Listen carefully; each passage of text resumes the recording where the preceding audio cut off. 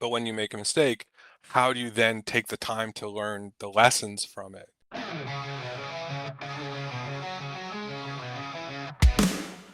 to Channel Techniques from the where CTOs share the tales and the comments. So startups do big names, innovations unfold. How many CTOs will share their stories untold?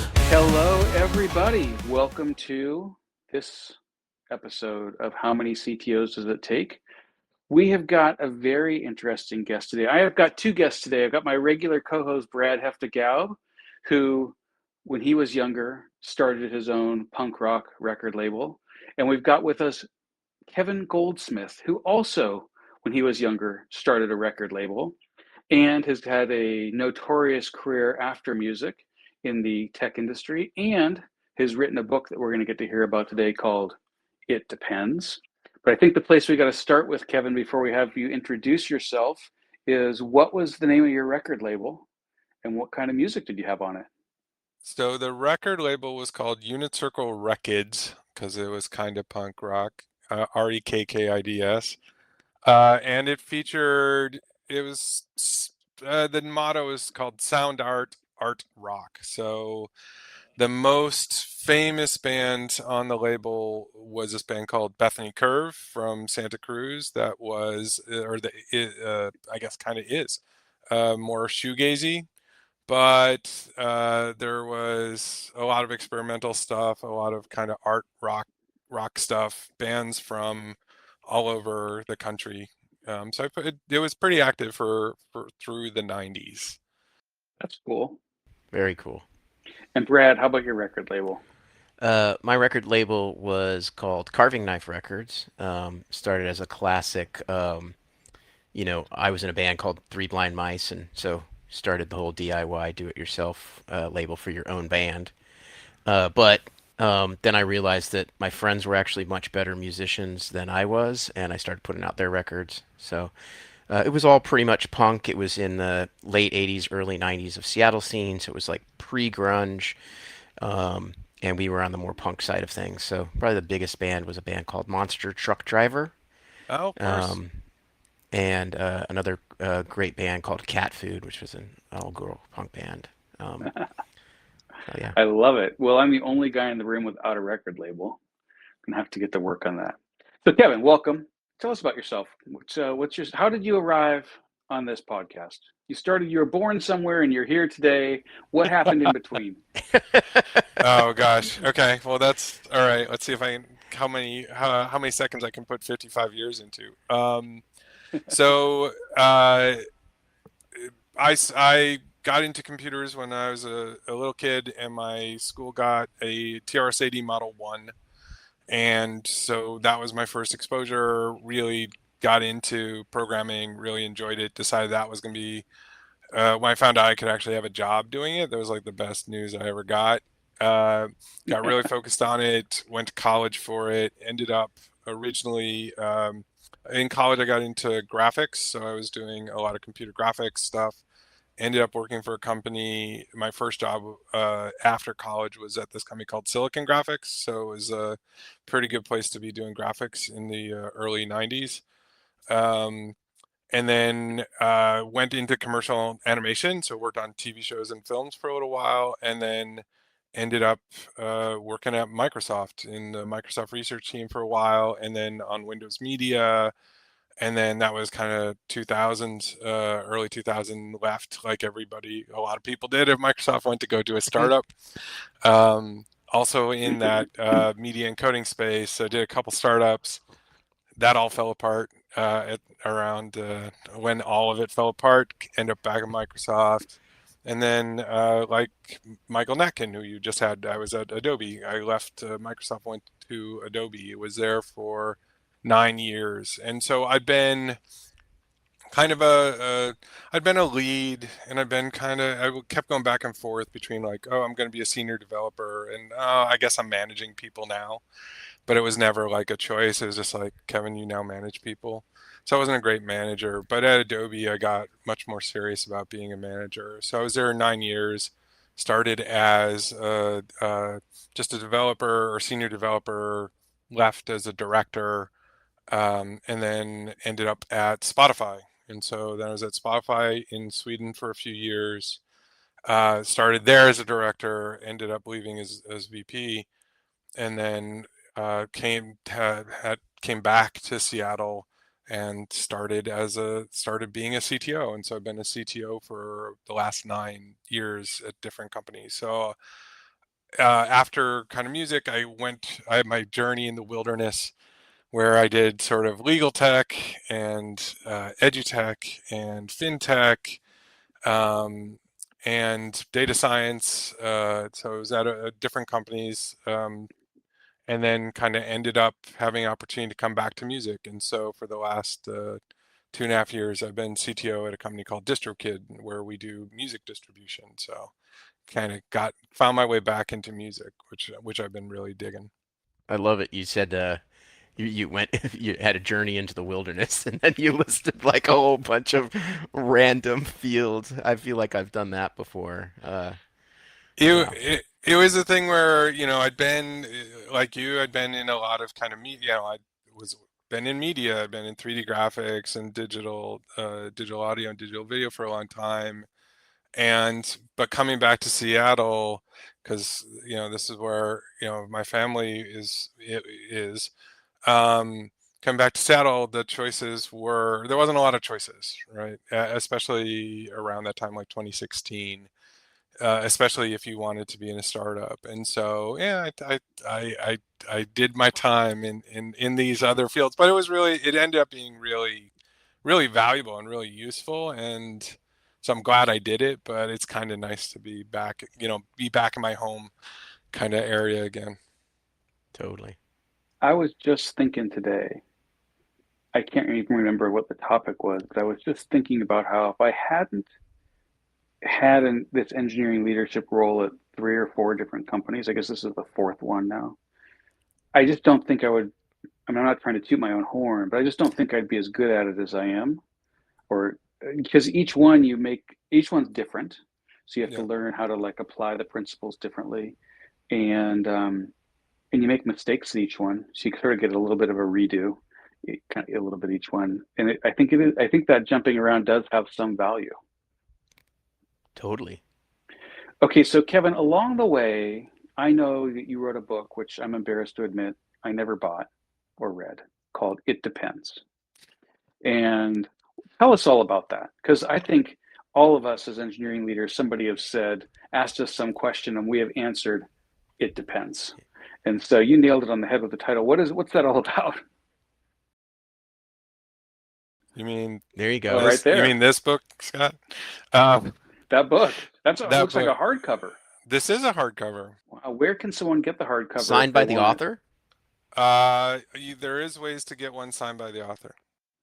So what this book came about for I've been blogging as a kind of especially I started really at Adobe kind of doing there was a decision I made where instead of being sort of an accidental manager or having management thrust upon me, there was a point there where I actually decided, you know what, actually I want to make the switch. Like I'm going to get as serious about being a manager as I was about being a developer, and really build my skills and build a craft here.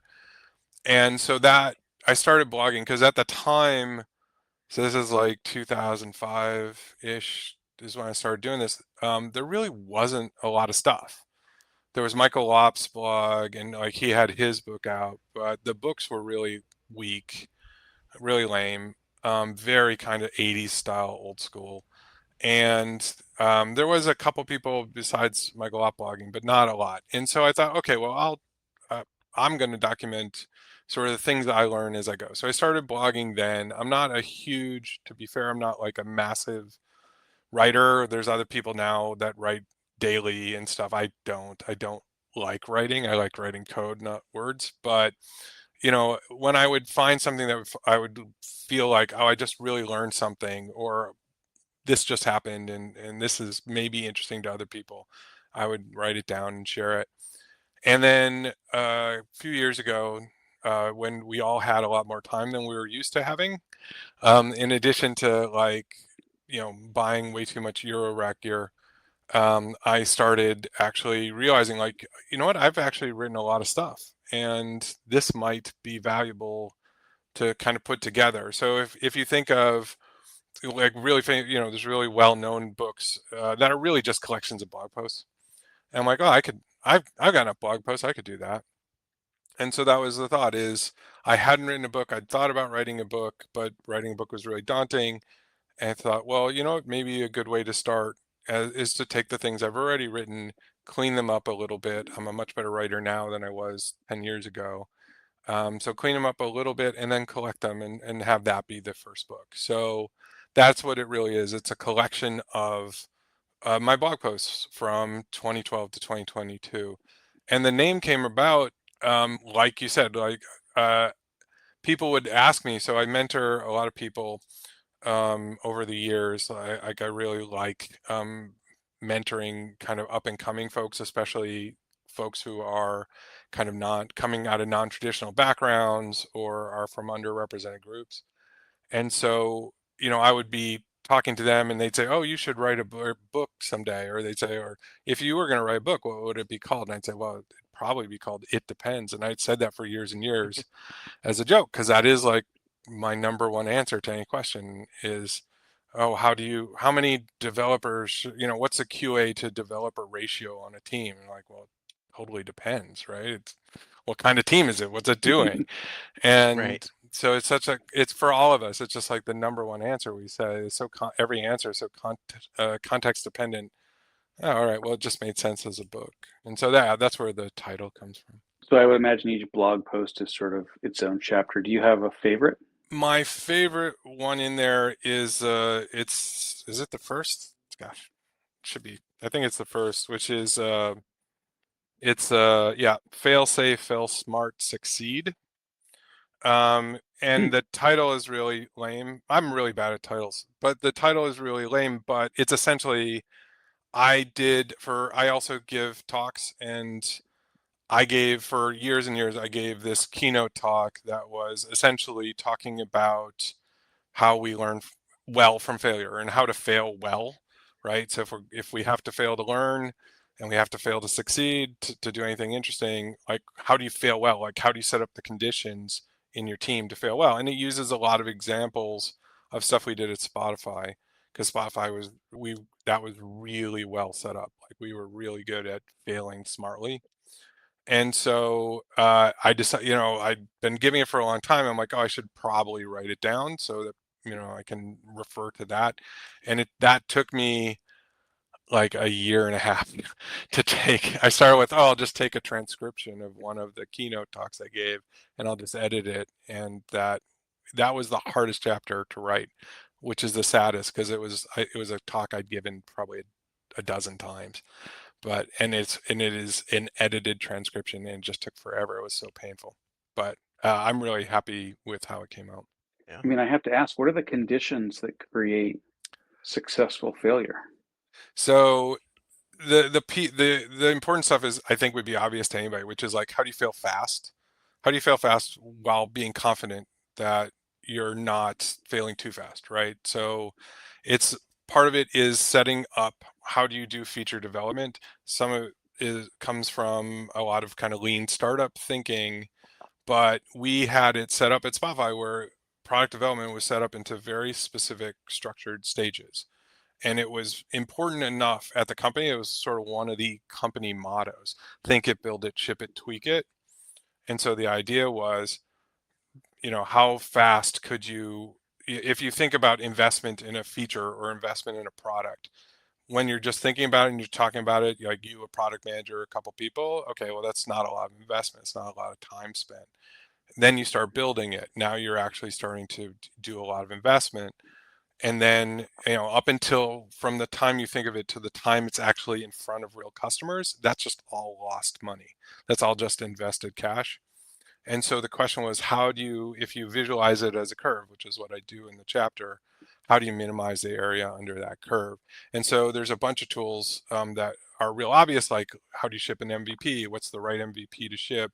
What's the minimum version of this that you can get in front of people and start getting data back? That's an important part of it. But then it's also, how do you decide as you go forward when are we done investing in this, like, and then how do you know whether you're hitting sort of a local maxima or whether you really actually got the value out of it. So there's a lot behind that thinking, but the core of it is how do you do things in such a way so that you are constantly validating your hypotheses, and how do you also, the hardest part in any company is this isn't working, and then the product manager is like, oh no, it really is, like, no, no, you did it wrong. No, well, maybe we need to keep working on it. We need to keep working on it. It's like, no, like, how do you make that decision of, no, this is it, we're done. Like, hey, we thought it was a good idea, it wasn't. Let's make sure we've learned from it. That's the other part, is when you fail, it's really easy to, or you want to sweep it under the rug. Like, no one likes to dwell on their failures. Everybody likes to think about how great they are. But when you make a mistake, how do you then take the time to learn the lessons from it? Um, and I think another part of how do you fail well is making failure not a big deal. So one of the things Yeah. that happened when I joined Spotify, sorry, I'm rambling, but this I feel bad. No, you're I not. feel This is I great, feel Kevin. very passionate about this. One of the things that I remembered, so right after I joined Spotify, I think it was right when we got, was it Led Zeppelin? I think it was when we got Led Zeppelin on the platform. So that happened kind of right after, in my team, right after I joined. So I was there for part of it. A lot of the negotiation part I wasn't there for, but the actual, like, oh, they had a bunch of requirements and we got them all done. We launched them on the platform because they were one of these at the time. A lot of bands didn't want to be on streaming, and so we had to do this a bunch of times with different kind of major artists. But the result was huge success, right? So I can't take all the credit for it because I wasn't there for most of it, but I got there, massive success.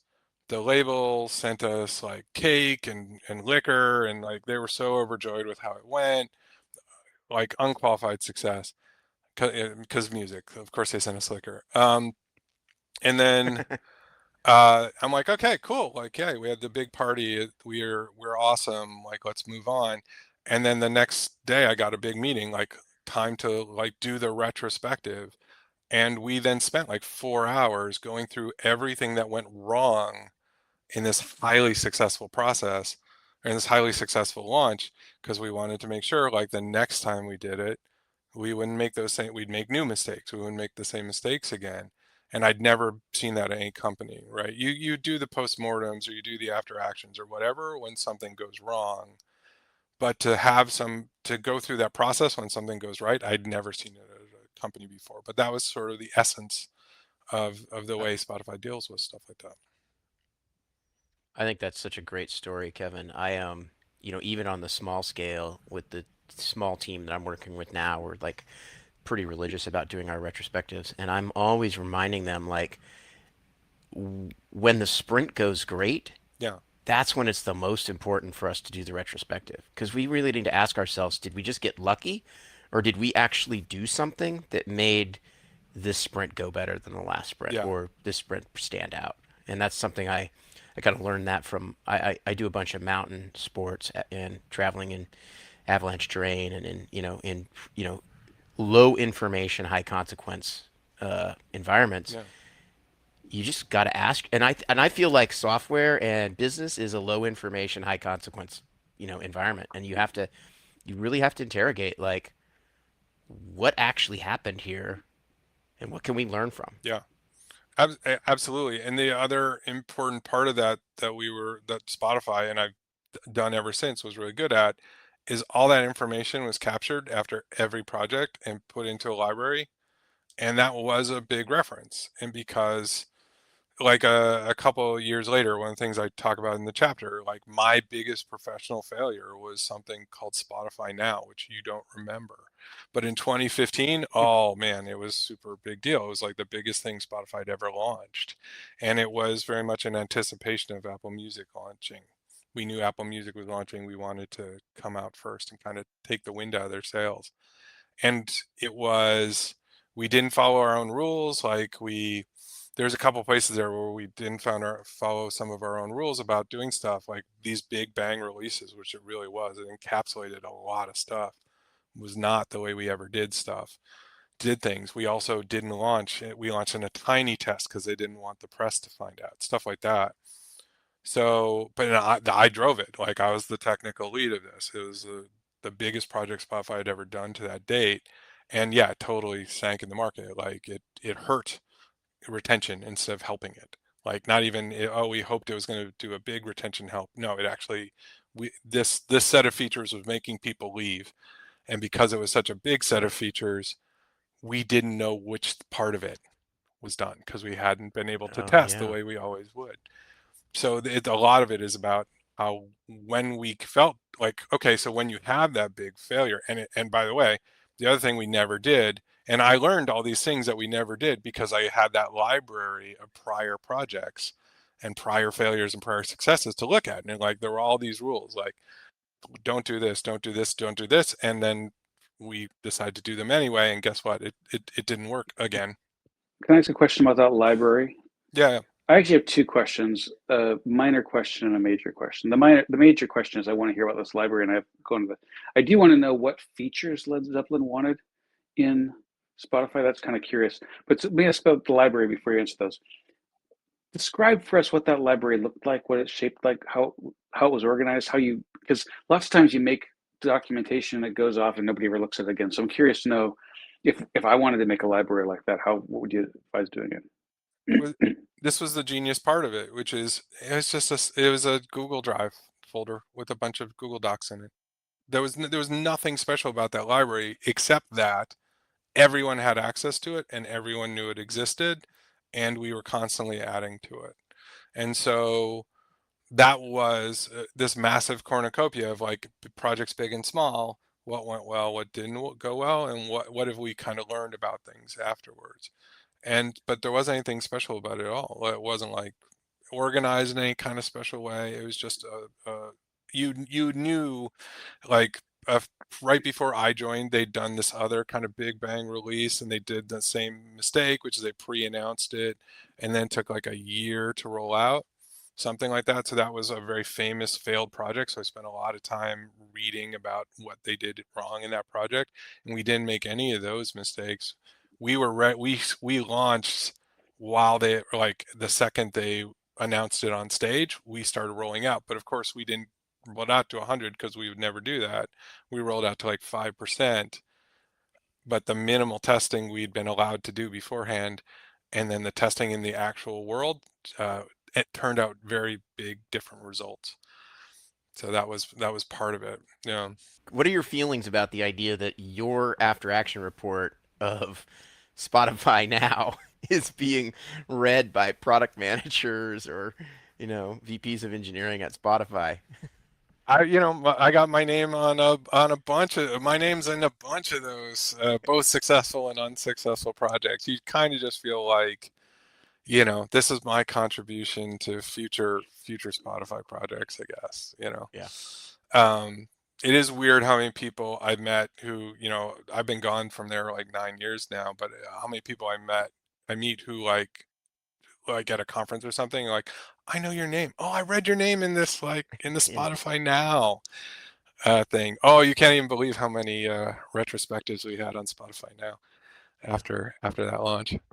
You know, you're giving me a few thoughts here. The first is, um, as engineering teams, we develop playbooks for how to do the same thing over and over again. And some of those playbooks are very simple, Yep. like merge, code review, release, right?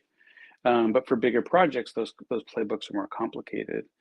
And one of the things we've started doing, or just beginning an effort to do where I'm at now, is actually write that playbook down. And so when we do a retrospective, I always describe a retrospective, the outcomes we want from this retrospective are action items and working agreements. And really, the playbook is the set of working agreements that we've come up with Yeah. for how to be successful. And I really like what you were saying about the retrospective after a successful project. We have a few big projects launching over the next couple of months, and I think I'm going to bring. I don't think I know. I now know I'm going to bring that to my team and do that because knock wood. I think they're going to be successful. Well, at least the execution and delivery is going to be successful. Who knows if the customers are going to want them, but we believe they are going to want them, but you never know. But at least from the execution and delivery, I think I'm going to really bring that in. I think that's a great idea. Okay, so I got to go back to the minor question for a second. Yeah, what did Led Zeppelin want? I did have a chance to meet Robert Plant once very quickly, and I'm very curious to know what features Robert Plant wanted in Spotify. Robert, I don't know which of these things Robert Plant wanted. They were actually pretty mellow. What I remember is that it wasn't that they needed new features added. I think it was more about how there was like a Led Zeppelin takeover in the UI. Was I think the first time we did that, and they had to be kind of coordinated in how they were released. But it was more about that. It was more that there was a lot of fear from the label, from the band about, okay, now we're going into streaming, and they wanted it to be kind of a suitable, both in-app kind of takeover experience. Led Zeppelin is here, but also make sure that the albums looked right and sounded right. They weren't as bad as the Beatles. The Beatles, I mean, weren't bad, but like everything got remastered for Spotify. So that was a big project when we launched the Beatles on Spotify. I was really hoping for like a classic rock star writer story. It was like only green M&Ms or something like that. No. I was thinking you were going to say something like they didn't really like how the fast forward worked and they wanted that fixed. No, before. I have been yelled at by musicians about features in Spotify, like when they would come to the office and stuff. But no, unfortunately, well, the sad part is, like any great software company, yeah, we were the ones doing all the work, but we weren't the ones hanging out with Robert Plant or whatever, Right. in London, having drinks, negotiating the licensing. That was the content people. They were the lucky ones there. They did send us the cake. That was pretty nice. And the booze. And the booze. Okay. And the booze. Yeah. Now, I do have a feature idea for Spotify. Do you still have any friends over there? Strangely enough, I have a lot of friends over there still. Can you tell them this idea? Okay. I'm sure this is. Well, they're going to be listening. Aren't they listening to this podcast? It's on Spotify. Oh, yeah. Send them the podcast. Yeah. I'm actually serious about this. This is the real feature I want. Okay. I want what's called impersonation. So I have an algorithm, you have an algorithm, you have an algorithm. They're all different. Yeah. I want to hear what you hear. I want to be able to invite you to listen to my algorithm. And when you're listening to my algorithm and fast forwarding or liking or whatever, it doesn't affect my algorithm. Mhm. But I'm just curious to hear what is your daily mix like, right? What is your release, whatever radar called or whatever it is, right? I'm just very curious because I have friends and we exchange music or whatever.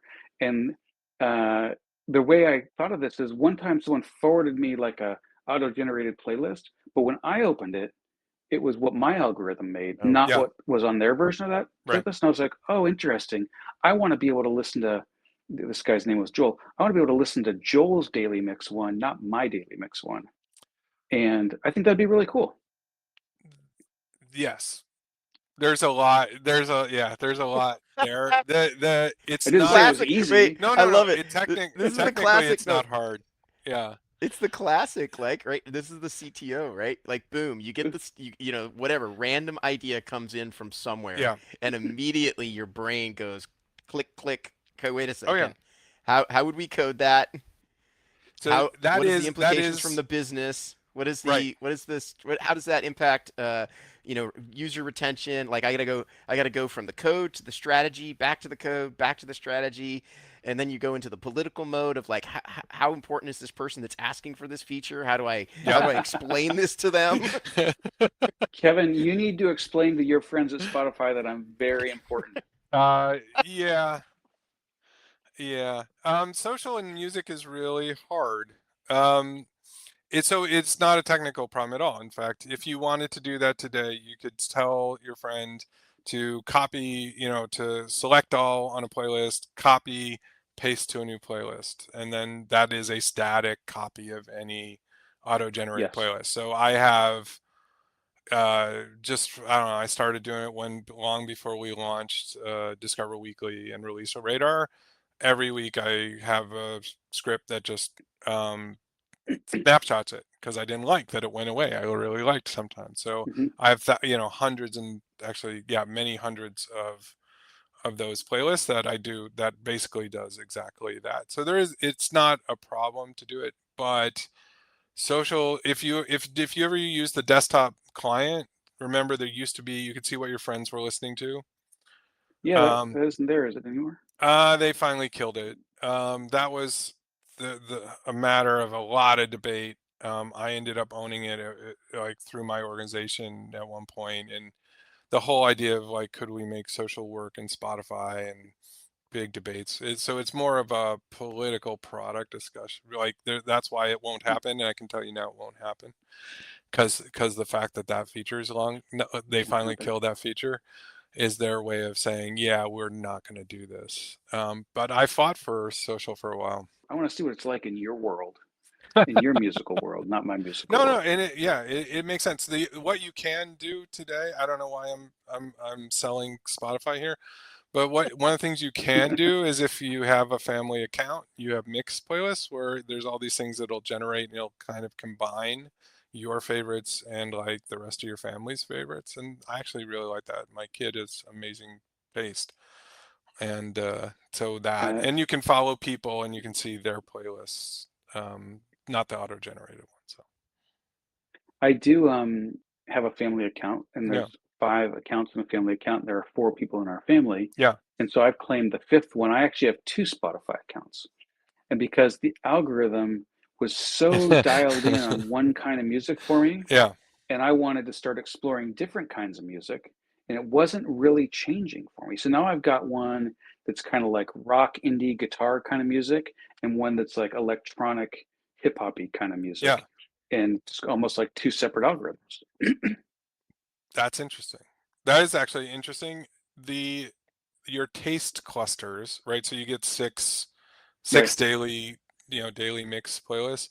You have 6 taste clusters, primary taste clusters, right? Hmm. So those do update pretty regularly. So if you find yourself, oh, you listen to a lot of indie rock, those will start to get dominated by Hmm. various flavors of indie rock.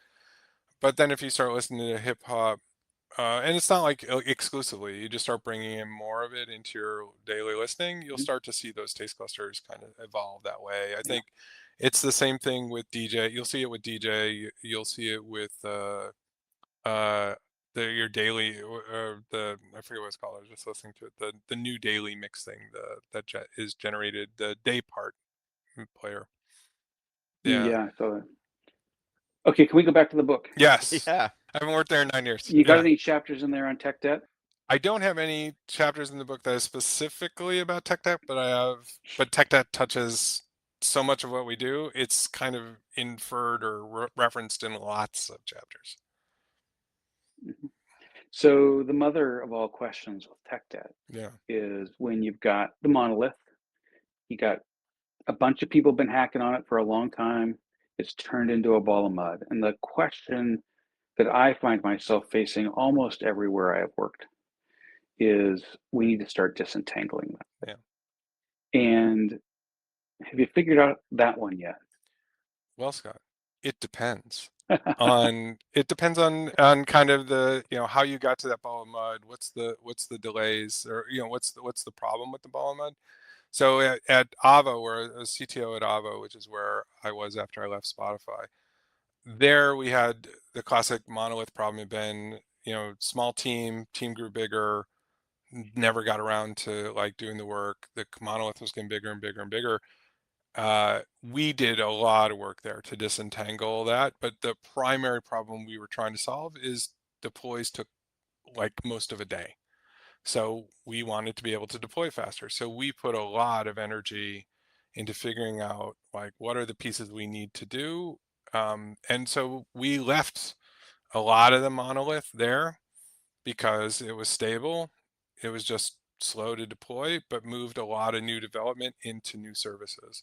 And so for that way, like most of the active development could be done and deployed really quick. So our average deploy time went down from like 5 hours, and it had to be done by like the DevOps team, to like 10 minutes, and it could be done by any team, and it could happen incrementally, but we still had a pretty big monolith there that a lot of people were scared to deal with. But the biggest problem we had at that point wasn't the performance of that monolith. It was really how its existence was hurting our build time. At on Fido, where I went a bit later, same kind of problem, but there it was very specific bottlenecks that were slowing the performance of the application. And so for there, we actually went and very systematically kind of looked at where these bottlenecks were, and then tried to disentangle them that way to reduce the hard coupling between pieces. And so over time, in both these cases, kind of over time, the monolith kind of got smaller and smaller and smaller. But you know, in both of these, it was never really an option for us to like, okay, we're going to spend a year, 2 years, and just really focus on blowing it up, because it was just the business that wasn't going to be the right thing for the business, right? Let's solve the problems we have to solve. Yeah, I think, Kevin, that your answer there is so interesting because as soon as you started talking about the examples that you successfully did some decoupling, Yeah, you led with the business reason behind it. And I think that's the fundamental challenge that, you know, developers, maybe obviously as CTOs, it's our responsibility to sell the idea, to decide if it's a good idea, yeah, and then to sell the idea. And the developer might be just like, hey, like, I want to refactor this stuff because I don't like it, And, we're the ones that have got to be like, look, I can't justify that expense. I need a reason that we're going to do it. And in those two examples, you had a very clear business impact yeah, that justified doing some of the work. One of the challenges I've seen there is the business problem is it's hard for engineers to reason about the whole thing. And as a result, that just slows things down and often causes unintended consequences.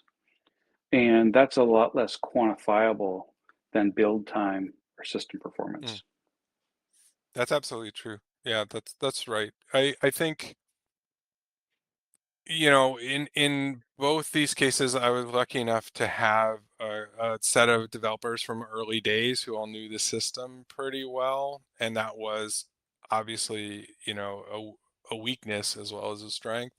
But that allowed us to say, okay, well, in the case of Avo, if we're moving the new stuff over here, so most people don't have to touch the old stuff anymore. The good news was, okay, well, that improves speed of development and kind of let people have a better model in their heads of at least the stuff they worked on. But it also meant that, no, there's this thing over here which is like really scary. It's the haunted house that you dare each other to kind of go in the front gate of. And it was I love okay. it. It was okay because we had the people that were knew it.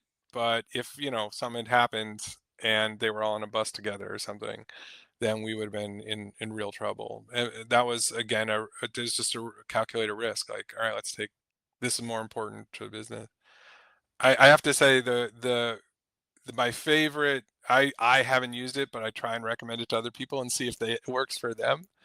Um, is I was at some conference, and the chief architect at what's the cool eyeglass? There was this cool eyeglass startup. Warby Parker. Warby Parker. Warby Thank you. Parker.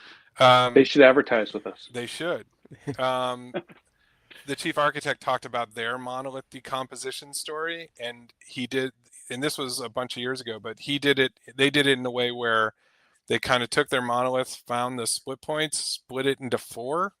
So they made it from one monolith into four monoliths, and then from four monoliths into 16. And this very kind of, I loved that, and I've wanted to do that. I just never have. And instead, I recommend it to other people and wait to see if it works for them.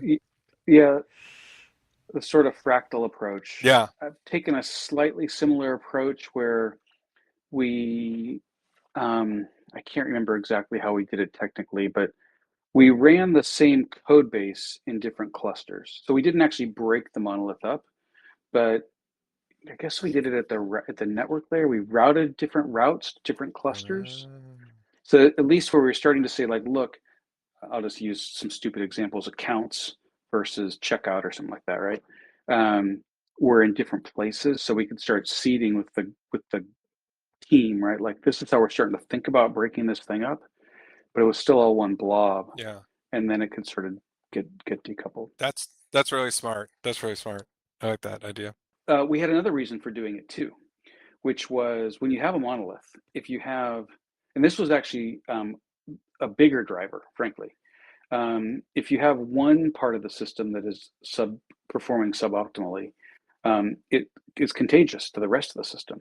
And so what that did was actually isolate for us if the account system was performing. If you ship something Yep. that was slowed down the account system, you only screwed with the accounts. Yeah. You didn't screw with all the rest of the system. Yeah. But the code was all still in the monolith was the code base was still a monolith. You just had four instances of it and split the what functions were running in which instance. That was what you did to Yeah, it. I'm trying to remember how we did it, but I think we actually simply did it at the router level, which is like, oh, if Yeah. you come in on this route, slash accounts, you're going to go over to this cluster over here, and if you come in on slash users, you're going to go to this one over here. And so it started to help us think about how to break it up. Yeah. And then we got that other benefit, which was it helped us isolate problems. Performance. I mean, that gives you even one of the benefits of like a microservice architecture where you could then scale each of those clusters separately, right? So if users We was did. really slow, Absolutely. yeah, that's smart. I like that. It solved another problem too. So we had some pretty strong SLAs around endpoint performance. And I remember getting into it wasn't an argument, we weren't arguing, but like a debate with an engineering manager. I was like, hey, you got to deal with this. These endpoints are out of SLA. He's like, the support team hits these like once a day. Like, who cares? Yeah. Like, I don't care about this is not worth the time to go fix this. And so that was another aspect of it, is that you could think about how different user segments had different standards. Yeah. The support team didn't need to have every endpoint come back in 100 milliseconds or 500 milliseconds or whatever it was. They could wait a little bit longer if they had to. That's cool. Yeah. Okay, so one more question about your book Yeah. before we wrap up. Is there a chapter about AI assisted coding in there? No, because it's 2012 to 2022. So I managed to dodge dodge that subject completely. Yeah. What are your opinions on AI assisted coding? I did use OpenAI to generate the index for the book, so I wouldn't have to go Nice. through it by myself. Yeah. Cool. My opinion on AI assisted coding has kind of gone from one place to another, and then actually coming back to my original idea, which is AI assisted coding is a tool, like any other tool. Like when they launched BASIC, the entire point of BASIC was to get rid of computer programmers, right? It was going to be it was a language for every person, Yep. right? Which is why Yep. that's how I learned how to code, because it was easy, approachable to me.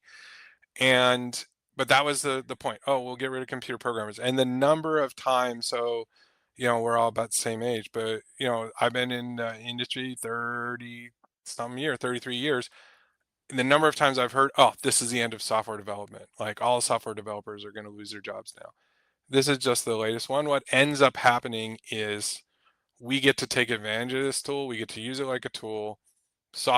We can now do much more complicated and much more powerful things than we used to be able to do because we have this new tool. And that's only if we think about it as how do we take this tool, adapt it into our workflow, and just let us do better stuff, because now we don't have to do the old stuff we used to do. That's kind of the where I'm feeling it about it. Is it going to be a problem in the short term as we kind of figure out, do we get from where we are now to there? Yeah, absolutely. Am I scared for junior developers and how do they learn? Yeah, totally. The number of people I've had approach me like, hey, my kid or my cousin is graduating school, there's no one hiring junior developers anymore. Yeah, that's pretty freaking scary for us as an industry. But I do think we will eventually figure this part out, and it'll just make us it'll just enable more complicated, more sophisticated, more interesting kind of experiences in the future. That's where I'm at today. I have I have seen anecdotal data that it is the engineers earlier in their career who are embracing it more. They're not as rigid, Yeah, I mean, if you've been in it 30 years, you have some opinions about this, right? And if you're newer, you're not as entrenched. I've also heard the opposite, not exactly the opposite. It is the more experienced engineers who are getting more out of it because they know how to instruct the robot what to do. that is exactly my experience. I the founder of DistroKid, who was the original developer, but he's really pragmatic, really open to trying stuff, was still contributing code when I joined the company. He was a big proponent of this, and as was I. I'm like, this is a really interesting tool. We should be looking at it. The hardest people to convince were all the senior developers because they're like, this isn't going to do better. This is going to generate worse code than me or whatever. And once they got into it and once they realized, oh, you know what, actually, this means I don't have to code boilerplate anymore, which is just a waste of time. Instead, I can do this other stuff. Yeah, they all got figured it out and really are very very powerful with it. Can I read you some stats that are just hot off the press that I just got today?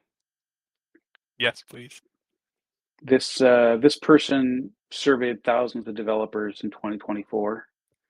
Saw 30 to 40% increase in the code generated, but 25% of that code required rewriting and bug fixes. Yeah. But the net was a 15 to 20% increase in productivity. So those senior engineers are right. It doesn't write as good Yeah. code as they do, but net it works out better. I like my team is a pretty small team and a handful, like it's probably 50-50, like more senior, more junior. And it's so interesting. I try to watch these. I'm trying to watch the team really closely, and I was telling them today in a team meeting. I'm like, you need to treat this if you ask the AI to do something, you need to treat it like another developer you asked to do something, and now you are going into the role of the code reviewer. You're going into the role of the auditor of this other code, and you cannot think of it as code you wrote. You need to think of it as code something else wrote that now I'm putting my name on, and therefore I need to like look at it, interrogate it the same way I would because we have a very strong culture of code reviews, and so same way I would when I look at another Yeah. developer's code, right? I think, going back to this idea of the monolith, I think one of the biggest problems of these monolithic code bases is it's impossible to find anything.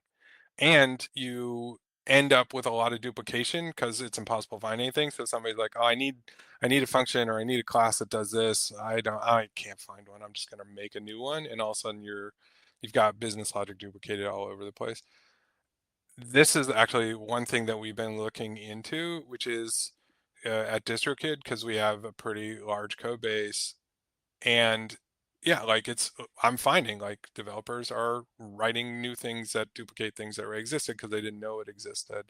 And so that is one thing we're looking for is like, hey, I need a function or I need a class that does this, or I need a function that does this. Is there one in the code base? And actually we're getting pretty good results out of that. So just also that value of helping with large code bases, helping you understand your own code base and write, and not even write code for you, but help you write better code is really interesting as well. Yeah, Well, the future's here. yeah, love it. It seems like that's a wrap for today. Yeah. As two music guys, I'm going to finish on this note. One recommended album for our audience to listen to from each of you. We'll go with you first, Brad, and we'll let Kevin have the final word.